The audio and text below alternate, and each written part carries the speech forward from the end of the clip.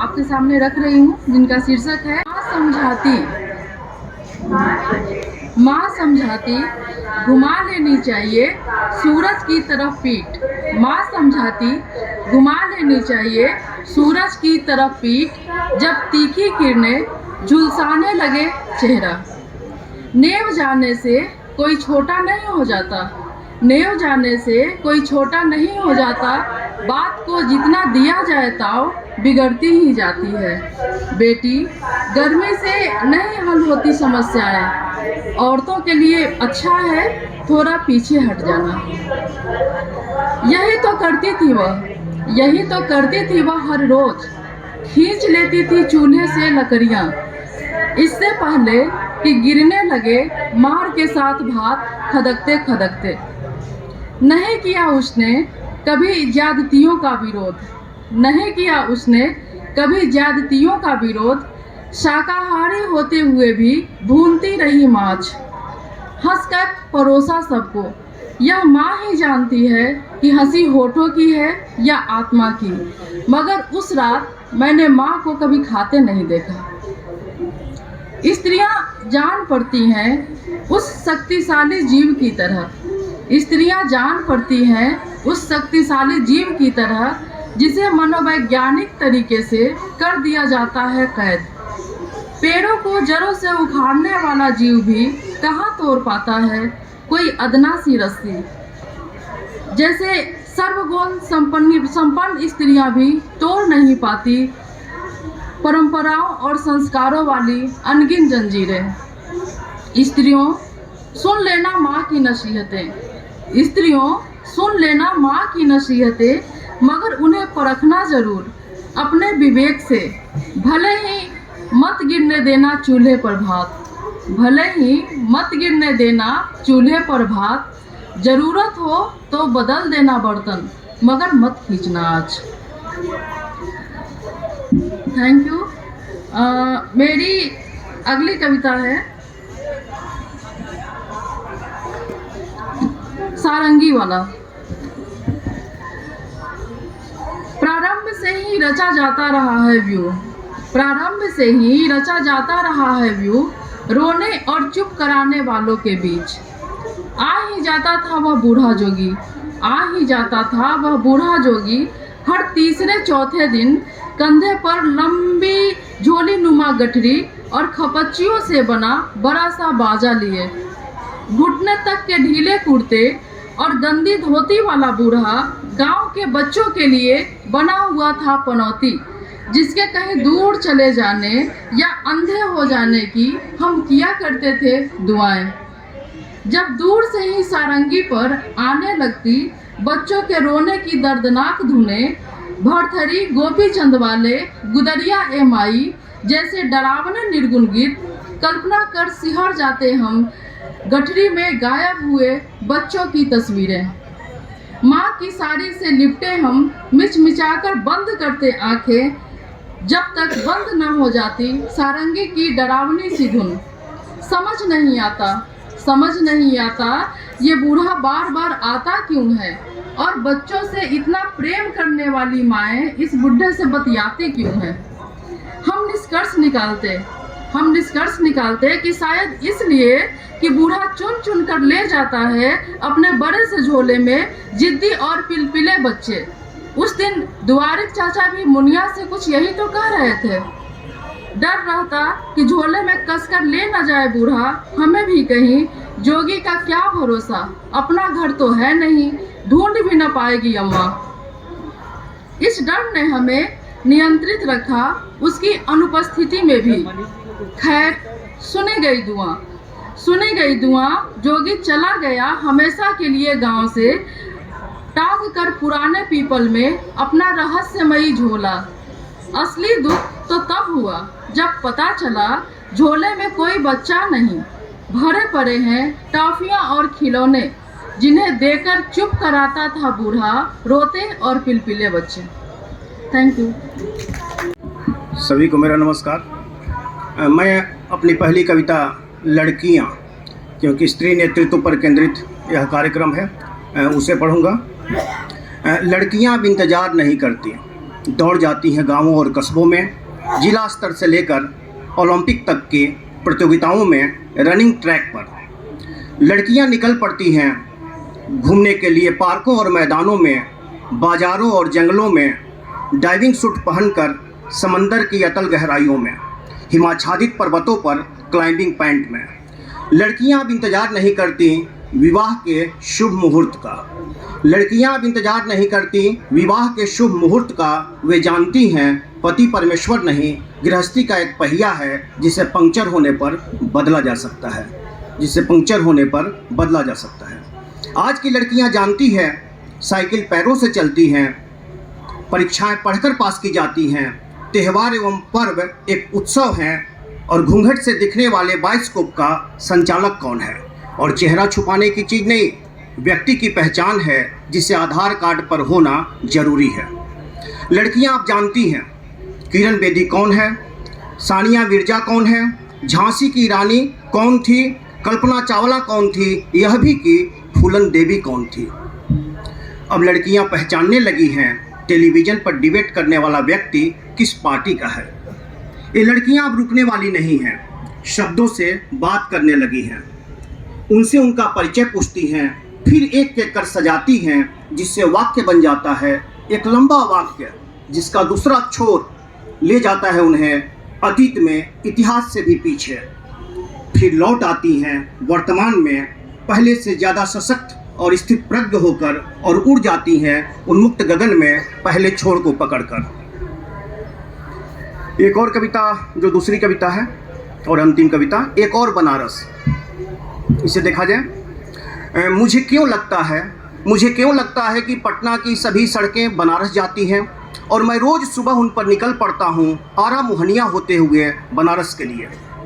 बनारस मुझे अक्सर घेरता है किसी मियादी बुखार की तरह, और थर थर काँपने लगती है एक शहनाई कोई ढलने के लिए मुझ में कविता और कहानी बन। क्या मैं पा सकता हूँ उस बनारस को एक साथ, जैसा वह पटना से दिखता है, जैसा वह आरा से दिखता है, जैसा वह मोहनिया से दिखता है, या फिर बनारस के उत्तर में बसे उस गांव से जितनी दूरी पर कभी लम्ही था प्रेमचंद के समय में। मेरे गांव की स्मृतियों से बना बनारस एकदम अलग है। उसमें कबीर नहीं है पर उनके निर्गुण हैं, उसमें प्रेमचंद नहीं है पर उनका गोदान है, उसमें बिस्मिल्लाह खां नहीं है पर उनकी शहनाई है। मैं भागता हूँ अपनी स्मृतियों के बनारस से आज के बनारस के लिए भीड़ भरी सड़कों पर, और मेरी यात्रा मुझे बार बार ले जाती है पटना के बांस घाट से आरा के सिन्हा घाट और बक्सर के राम रेखा घाट होते हुए बनारस तक। मिलता हूँ मैं उस बोधिसत्व से जो अपने पंच परिव्राजकों को यह बता रहे थे कि इंद्रियों के नियंत्रण से दुख को नियंत्रित किया जा सकता है, कि 80 घाट पर खड़े होकर 80 को देखा जा सकता है, और रामनगर किले के भीतर से रामनगर को, और गंगा के नाव में बैठे बैठे गंगा। हम सालों से यही करते आ रहे हैं, दशाश्वमेध की सीढ़ियों से दशाश्वमेध को देखते और बनारस में बनारस को ढूंढते। कोई बताएगा मुझे अब बनारस में कितनी दूरी पर है चंपाबाई की संगीतमयी रवायतों से गुलजार रहने वाली दाल मंडी? बनारस में वह क्या था कि एक चंडाल के तर्कों के सामने निरुत्तर हो जाते हैं उस युग के सबसे बड़े तत्ववेता? क्या था जो बिस्मिल्लाह खां साहब को बाबा विश्वनाथ के पास ले जाता है, और क्या नहीं था जो कबीर को रात रात भर जागना और रोना पड़ता है? अंतिम बंद पर आता हूँ। बनारस तो हमारे भीतर अभी पूरी तरह बना भी नहीं था कि हम बनाने लगे एक और बनारस। बहुत बहुत धन्यवाद।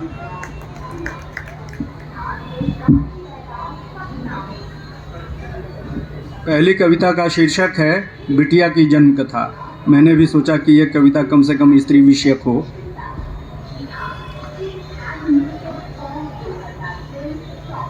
जबकि जिस साल मेरी नई नौकरी लगी थी, उसी साल नौकरी बाद आई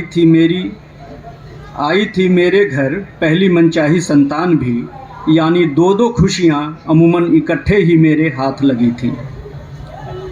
जबकि जिस साल मेरी नई नौकरी लगी थी, उसी साल नौकरी बाद आई थी मेरे घर पहली मनचाही संतान भी यानी दो दो खुशियाँ अमूमन इकट्ठे ही मेरे हाथ लगी थीं। तिस पर भी इस कन्या जन्म पर कम दुखी मन नहीं था मैं। उसके इस दुनिया में कदम रखने के दिन अपनी सरकारी नौकरी पर था मैं। घर से कोसों दूर इस खुश आमद से बिल्कुल बेगाना मुझे इत्तला करने की घर वालों ने ज़रूरत भी महसूस न की थी और पूरे माह भर बाद घर पहुंच पाया था मैं।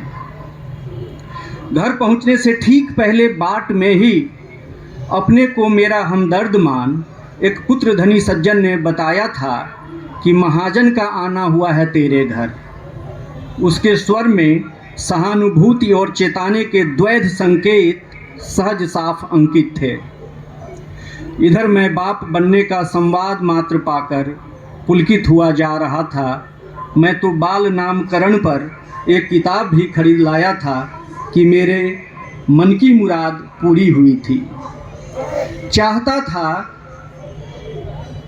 था कि यह अपूर्व हर्ष उस खबरची मित्र से भी हमराज करूं। चाहता था कि यह अपूर्व हर्ष उस खबरची मित्र से भी हमराज करूं, पर चाह कर भी बांट नहीं पा रहा था। बेशक इसमें वह मेरा छद्म टटोलता। घर पहुंचकर पत्नी से जाना कि कैसी ललक होती है प्रसूतिका की अपने साझे प्यार की सौगात को उसके जनक के संग इकट्ठे ही निहारने सहेजने की, कि दूसरा जन्म ही होता है औरत का प्रसूति से उबरकर। और इस बेहद असहज अमोल पलों में जातक के सहसर्जक को खुद के पास ही पाने की हर औरत की उत्कट चाह होती है कि मेरे इस नाजुक पलों में उसके पास न रहना, कि मेरा इस नाजुक पलों में उसके पास न रहना कितना कुछ बीता था उस पर। जबकि ऐन दूसरे प्रसव के दिनों एक बार फिर जीवन संगनी से दूर रहकर बदहवास लिख रहा हूँ मैं यह अनगर संगदिल कविता। जबकि ऐन दूसरे प्रसव के दिनों एक बार फिर जीवन संगनी से दूर रहकर बदहवास लिख रहा हूँ मैं यह अनगर संगदिल कविता। दूसरी कविता है कवि और कविता में ऋतु छवि। कवियों ने वसंत के गीत असंख्य गढ़े हैं, पढ़े हैं कसीदे निर्बंध अनंत उसके, की हैं कसरतें तमाम सुख शांति आह्लाद ढूंढ पा लेने की महज इसी मौसम में, मानो अन्य तमाम ऋतुओं को इसी सरदारी में लताड़ लगाना जरूरी हो। कवियों ने बसंत के गीत असंख्य गढ़े हैं, पढ़े हैं कसीदे निर्बंध अनंत उसके, की हैं कसरतें तमाम सुख शांति आह्लाद ढूंढ पा लेने की महज इसी मौसम में, मानो अन्य तमाम ऋतुओं को इसकी सरदारी में लताड़ लगाना जरूरी हो।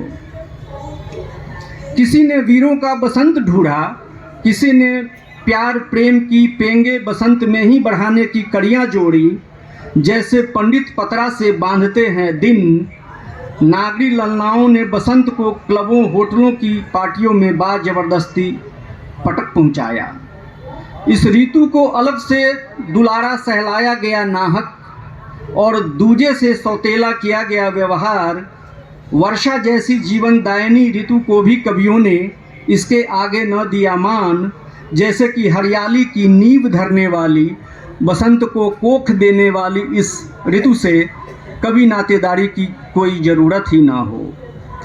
बसंत को पुरुष कवियों ने अपनी सुविधा एवं मर्द नज़रों से देखा। सावन को तरह तरह से झुमाया। युवा नारी देह की 16 को सावन से लगाया। गोया मर्द देह को सावन से समझा ही नहीं जा सकता। सावन को तरह तरह से झुलाया, युवा नारी देह की 16 को सावन से लगाया।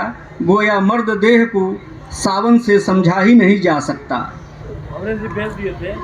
ऋतुओं से जो दो चार नहीं करते, होते हों साफ अनभिज्ञ,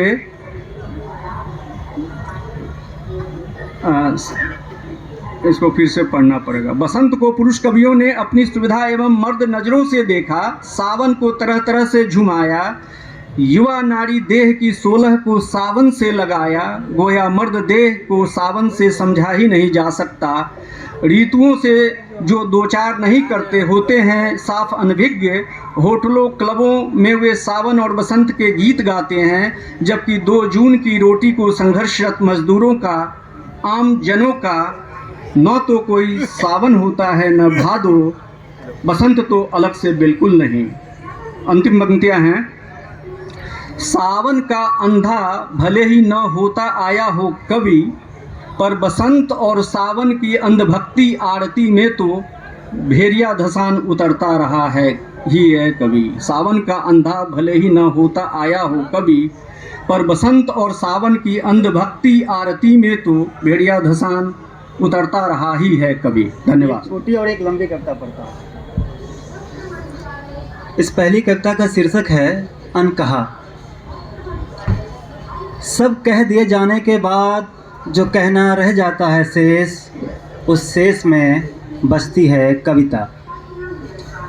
महज एक स्वीकृति अथवा अस्वीकृति भर की जगह जिससे तय की जाएंगी चीज़ें हमें उस बियावान की ओर धकेलेंगी जहाँ से यंत्रणा भरी एक पूरी सविता आरंभ होती है।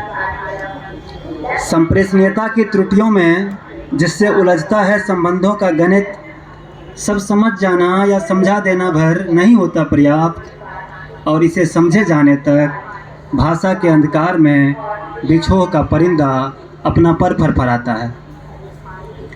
रातों की चुप्पियों में सीलन भरी दीवारों से बहते दुखों के बीच कराहता है सारा अनकहा। आखिर हम कब तक भागते रहेंगे सिर्फ कथित पुकारों की ओर। भाषा के बगैर भी है कोई दुनिया, भाषा के बगैर भी है कोई दुनिया।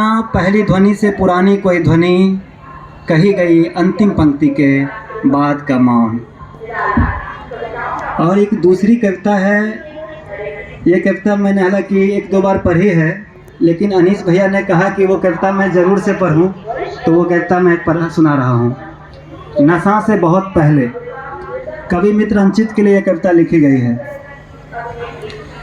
इन दिनों जो कहता हूँ चूकता हूँ, सांस को कहता हूँ सांस और पाता हूँ बहुत कम हो रहा है ऑक्सीजन, घुट रहा है दम। प्यास को प्यास कहता हूँ और पाता हूँ कि गहरे धंसा हूँ रेगिस्तान में, चहुं ओर उड़ रहे हैं रेत। नदियों के बारे में सोचता हूँ तो बाढ़ में बह गए परिजनों की स्मृति कौंधती है दिमाग में, और बहुत याद आती है उस घर की जिसके बाद घर जैसी कोई चीज़ कभी नहीं आई जीवन में। फूलों के बारे में सोचता हूँ तो बहन की याद आती है पहले, ईश्वर के बारे में सोचने पर भी, और ईश्वर मुझे कैंसर लगता है और फूल कीमियोथेरेपी और मृत्यु आस्था का प्रसाद। मैं ईश्वर के अस्पतालों की बात नहीं करना चाहता, और क्योंकि राजनीति के अखाड़े का यह हाल फिलहाल सबसे कारगर दाव है, तो इसे छोड़ता हूँ उनके लिए ही। पहाड़ को मैंने बस पढ़ा मंगलेश डबराल की कविताओं में और देखा थोड़ा बहुत अपने उस नेपाल यात्रा में जो मैंने अपने एक मित्र जैसे लड़के के साथ कभी की। उस यात्रा की स्मृति यूँ तो कोई ख़ास नहीं, लेकिन कहता हूँ पूरे होशो-हवास में कि इससे ज़्यादा शराब मैंने कभी नहीं पी अपने जीवन में, और सबसे ज़्यादा होश में भी तभी रहा, और सबसे ज़्यादा होश में भी तभी रहा। यहाँ पूरे को अधूरा लिखना चाहता हूँ, और चाहता हूँ जब भी लिखा जाए जीवन उसके साथ लिखा जाए अधूरा। कहना चाहता हूँ उस यात्रा में शामिल उस स्त्री के बारे में भी जिसके साथ मैंने बिताई पूरी रात। उससे बहुत जल्दी थी और मेरे अनुभव संसार को कोई अनुभव नहीं था, और अपने अनुभवों से उसने जाना मुझको। उसके आत्मा पर छपे घाव से मैंने नशे में ही किए संवाद। बिस्तर पर खांसते बीमार पति के कराहों से दुखता रहा था उसका घर। बाद उसके सपनों में दौड़ते हुए मैंने छोटे छोटे बच्चे देखे। कागज़ पेंसिल की जगह उसके हाथ में कचरा बीनने वाले थैले देखे। भूख उसके चेहरे पर झिझिया खेल रहा था, और सपने बह रहे थे बागमती में जैसे पानी के साथ बहती जाती है गंदगी। मैंने उससे नेपाली में दी जाने वाली गालियाँ सीखी और तनी हुई मुट्ठी और कांपते हुए देह के साथ व्यवस्था को उसके भाषा में गालियाँ दी और उसके आंगन से बाहर आ गया। वह आंगन अब भी हर रोज़ मेरे सपनों में आता है और मुझे उसकी भाषा में गालियाँ बकता है, हर रोज़ हर रोज़। संप्रेषणीयता की मांग बहुत बेमानी है मुझसे। उसके लिए मुझे चाहिए बहुत बहुत बहुत बहुत नशा, और इसलिए मैं गंभीरता की बात नहीं करता और गंभीरता भी हंसती है मेरी गंभीरता पर। प्रेम, जीवन और कैरियर पर कम से कम आज कोई बात नहीं अपनी असफलताओं पर। बहुत सारी पीड़ाओं के बदले महज एक मुक्ति सांत्वना नहीं, आत्मस्वीकृतियों के बदले में कोई क्षमा नहीं। घर जैसी किसी चीज़ की मांग नहीं करता घर से। परिजनों का परिचय अब भी पाता रहता हूँ लोगों के बर्ताव से। प्रेम को कहता हूँ बस प्रेम, और चाहता हूँ वह बना रहे बस प्रेम। जीवन के बारे में अब किसी और रोज़ बातें करेंगे। अपनी शुभकामनाएं देना बंद करो कृपया। तुमसे कुछ नहीं कहता क्योंकि जानता हूँ इन दिनों जो कहता हूँ चूकता हूँ। धन्यवाद। हाय री दुनिया, हाय री दुनिया, सबसे अधिक बिकता है यहाँ झूठ। सदियों से होता आ रहा है ऐसा। सबसे तेज़ी से फैलती है अफवाह, प्रकाश की गति से भी तेज। सबसे ज़हीन दिमाग यहाँ सड़ाए जाते हैं जेलों में सालों साल। सबसे निर्मल मुस्कान को रौंदा जाता है यहाँ बारंबार हर बार। सबसे मजलूम पर बरसती है लाठियाँ, ऐसा ही है यहाँ का रिवाज। सबसे कमज़ोर पर चलाया जाता है शासन, चाहे घर हो या समाज। सबसे अधिक यहाँ मिलता है अपमान, व्यक्तिगत हो या सामूहिक।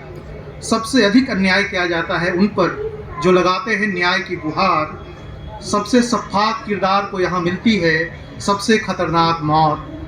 सबसे अधिक यहाँ सस्ती है इंसान की जान, भले सीरिया हो, गाज़ा या यूक्रेन। दूसरी कविता है राजा मुस्कुराता है। देश में कहीं आग लगती है, कोई ज्वार फूटता है, कोई आपदा घटती है तो राजा मुस्कुराता है। जनता के पेट और पीठ पर तेज छुरी चलाकर, गर्दन पर रखकर तलवार, राजा मुस्कुराता है। उसकी मुंदी निगाहों में अब तक बाकी है हमारी खाल, इसलिए राजा मुस्कुराता है। बिल्कुल उसकी गिरफ्त में है जनता की गर्दन और दिमाग, भागकर जाएगी भी कहाँ वो, इसलिए राजा मुस्कुराता है। जब तक है जनता की अफीम, धर्म, जाति और संप्रदाय का भेद उन्हें किया जा सकता है नियंत्रित, इसलिए राजा मुस्कुराता है। तीसरी कविता छोटी सी, कवि की ख्वाहिशें।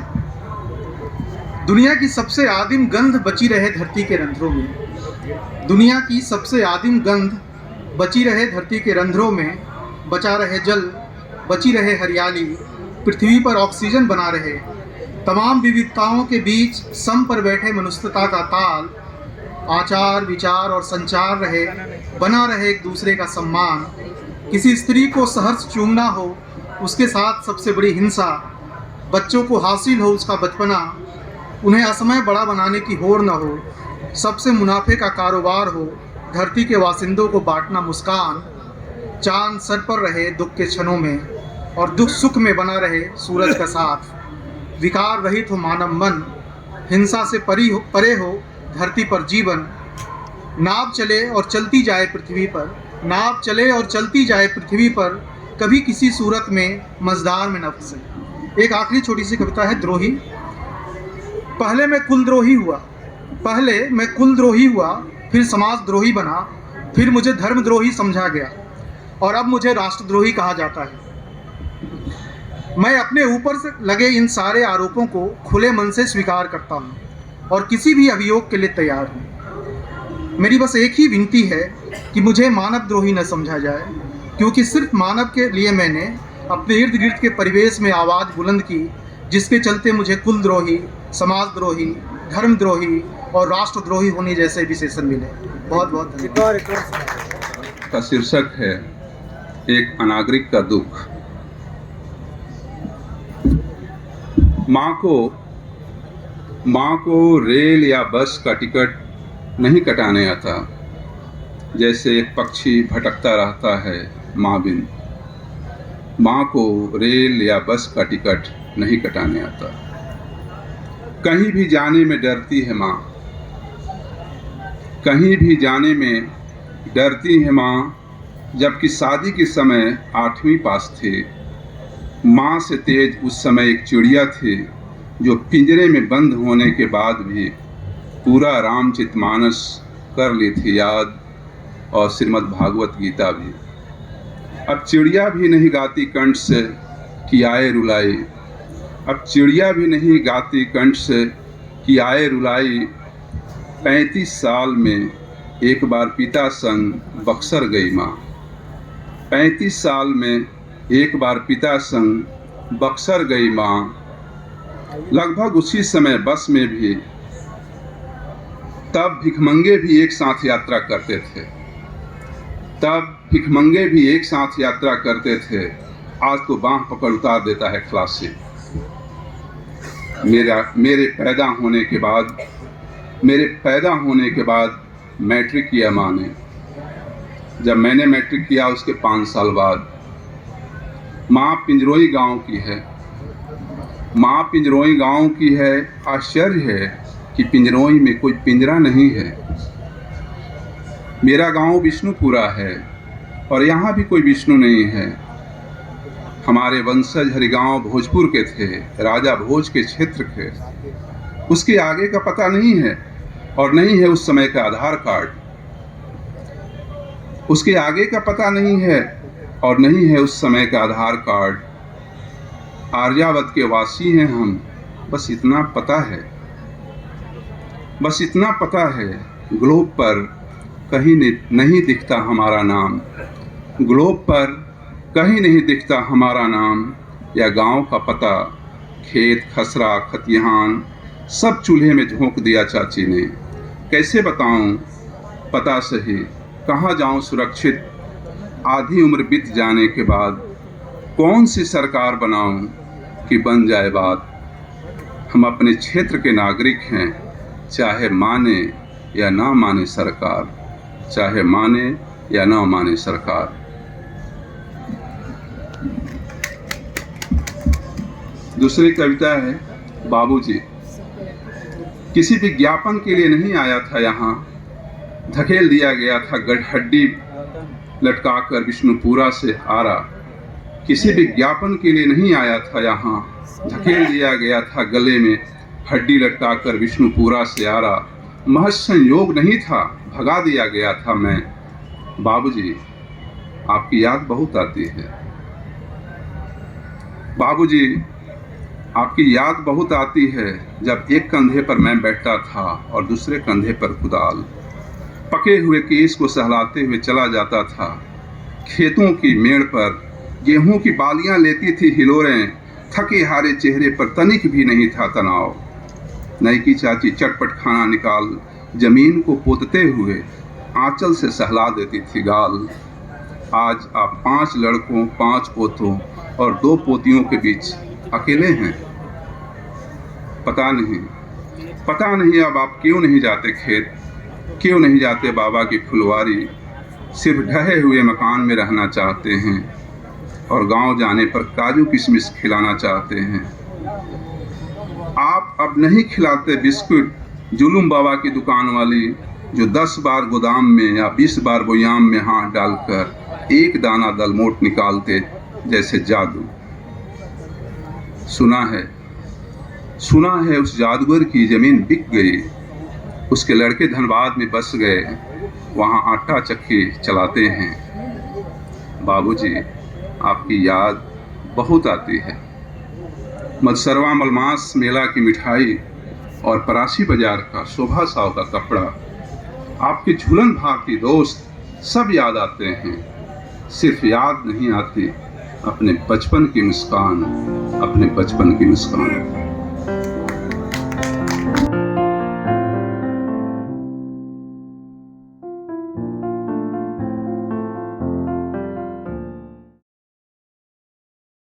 नहा आती थी नहर में। अगर ये वीडियो और बुरा भला चैनल आपको पसंद आ रहा है तो सब्सक्राइब ज़रूर करें, अपने दोस्तों को भी कहें। शुक्रिया।